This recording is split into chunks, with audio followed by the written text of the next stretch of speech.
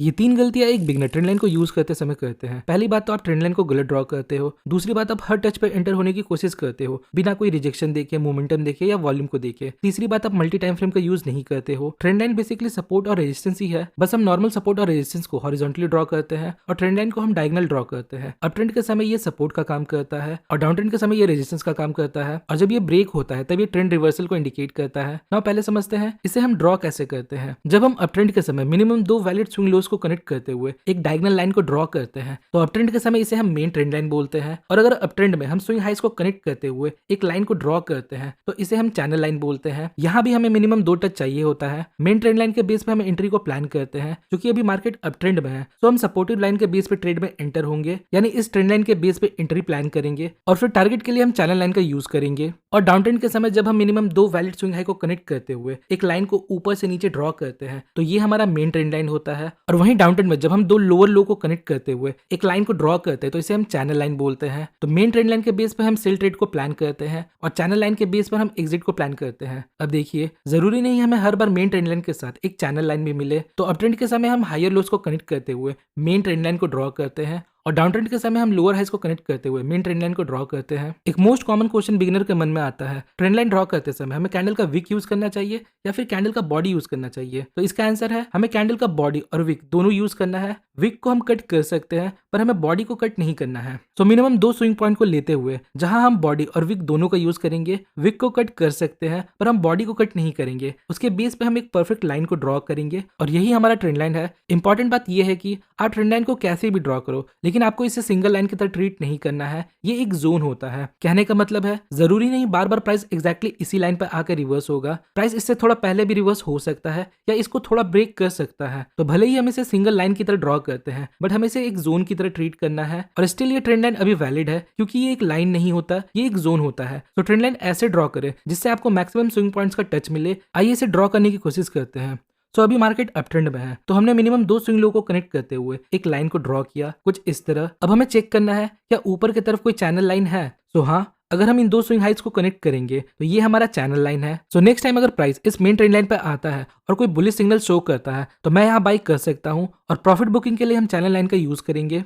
Next ये हमारा trend line है। बहुत से लोग गलती क्या करते हैं, जैसे ही ट्रेंड लाइन के पास प्राइस आता है वैसे ही वो ट्रेड में एंटर हो जाते हैं। यहाँ देखिए, अप ट्रेंड में प्राइस इस लाइन को अप्रोच करता है, बुक के अकॉर्डिंग प्राइस को यहाँ से रिवर्स हो जाना चाहिए। पर क्या हमें यहाँ कोई बुलिश सिग्नल देखने को मिलता है, कोई मोमेंटम कैंडल, कोई रिजेक्शन कैंडल या वॉल्यूम स्पाइक? नहीं, यहाँ ऐसा कोई भी इंडिकेशन नहीं मिलता। तो अगर हम ब्लाइंडली यहाँ ट्रेड में एंटर होंगे तो हम यहाँ ट्रैप हो सकते हैं। जब तक किसी ट्रेंड लाइन पे कोई बुलिश सिग्नल ना मिले तब तक हमें ट्रेड को प्लान नहीं करना है।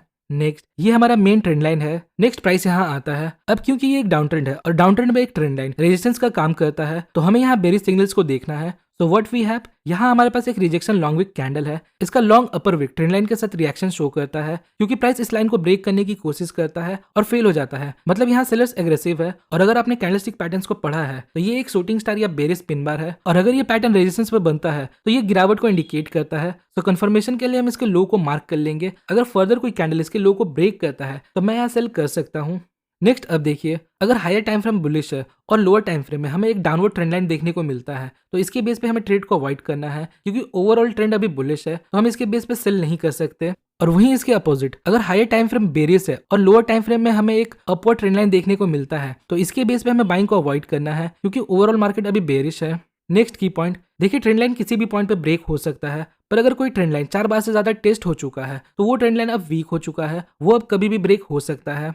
Next horizontal support plus trend line Confluence. देखिए इन पॉइंट्स के बेस पे हमने ट्रेंड लाइन को ड्रॉ किया। नेक्स्ट प्राइस वापस इस लाइन को अप्रोच करता है। अब अगर आप इसे ठीक से देखो तो यहाँ हमारे पास एक स्टैटिक की लेवल है जो है ये सपोर्ट लेवल, पर ब्रेकआउट के बाद ये अब रेजिस्टेंस का काम कर सकता है। सो डाउन ट्रेंड में हमें सेल करने की अपॉर्चुनिटी देखनी है तो हम यहाँ रिजेक्शंस को देखेंगे। यहाँ हमें मल्टीपल लॉन्ग विक कैंडल देखने को मिलते हैं जो रिजेक्शन इंडिकेट करता है। तो अगर प्राइस इस लेवल को ब्रेक करता है और नीचे आता है तो प्राइस यहाँ से नीचे जा सकता है। अब ट्रेंड लाइन ब्रेकआउट को समझिए। जब भी ट्रेंड लाइन ब्रेक होता है तो हमें सिर्फ इसके बेस पे रिवर्सल ट्रेड को प्लान नहीं करना चाहिए, हमें यहाँ स्ट्रक्चर लेवल और पैटर्न्स के बेस पे ट्रेड को प्लान करना है। अगर ट्रेंड लाइन ब्रेक के बाद प्राइस अपने प्रीवियस की लेवल को ब्रेक करता है तो हम यहाँ ट्रेड प्लान कर सकते हैं। फॉर एग्जांपल यहाँ ट्रेंड लाइन ब्रेक होता है बट वेट करे, इमीडिएटली ट्रेड में एंटर ना हो, ये इसका प्रीवियस की लेवल है। अगर प्राइस इस की लेवल को ब्रेक करता है तो मार्केट यहाँ से रिवर्स हो सकता है।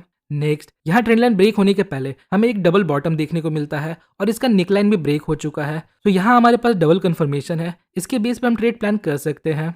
नेक्स्ट, सपोज अगर प्राइस ट्रेंड लाइन को ब्रेक करता है और इसके जस्ट ऊपर हायर टाइम फ्रेम का एक की लेवल है, तो ये एक स्ट्रॉन्ग सिग्नल है कि प्राइस अब यहाँ से रिवर्स हो सकता है, क्योंकि हायर टाइम फ्रेम का की लेवल प्राइस के लिए स्ट्रॉन्ग हर्डल का काम करता है। Next point, avoid using trend line on range market.